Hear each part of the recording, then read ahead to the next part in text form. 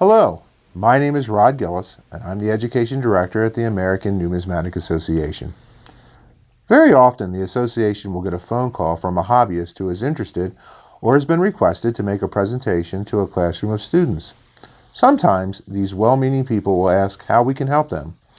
What I would like to do is spend a few minutes today to talk about how to best use your time in the classroom so that you'll be a big hit with the children and perhaps more importantly, a big hit with the teacher who invited you into the classroom initially. Perhaps the biggest piece of advice I can give you is to resist the temptation to make your presentation a show and tell. While I would be fascinated to look and listen about your 1893 S. Morgan dollar, to children, the coin has little meaning and they cannot relate to its value. Students will get bored easily and educators will have a difficult time using your story as a teaching moment. To capture the interest of the students, you will need to devise a hands-on activity in which hopefully the children will be able to keep an example of the coin that they can handle. Before finalizing your presentation, you will want to consider the age and maturity of your audience. Early elementary students are very enthusiastic. They like to share stories more than ask questions, so you will need to try to keep comments to a minimum until after your presentation is over. I like to tell young students that I promise to give them time at the end of the lesson to ask questions. Upper elementary and middle school students tend to have a very short attention span, and the trick here is to get them to buy into what you are teaching. Again, hands-on activities are key.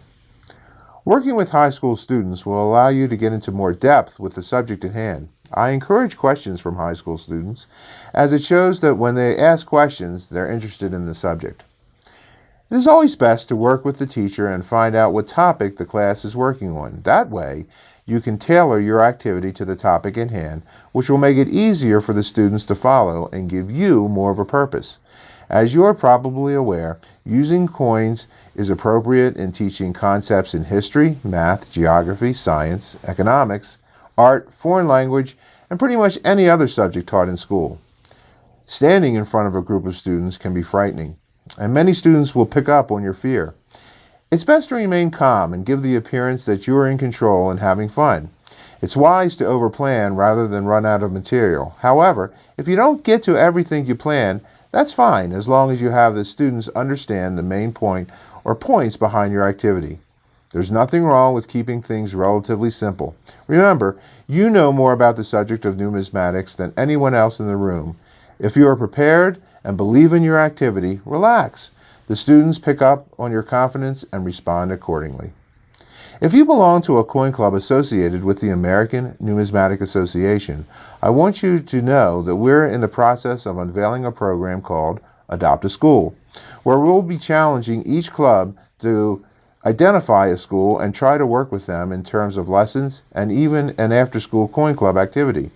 We'll be providing member clubs with kits filled with lessons and supplies. Please contact the ANA Club Communication Coordinator for more information. This is Rod Gillis, wishing you happy collecting.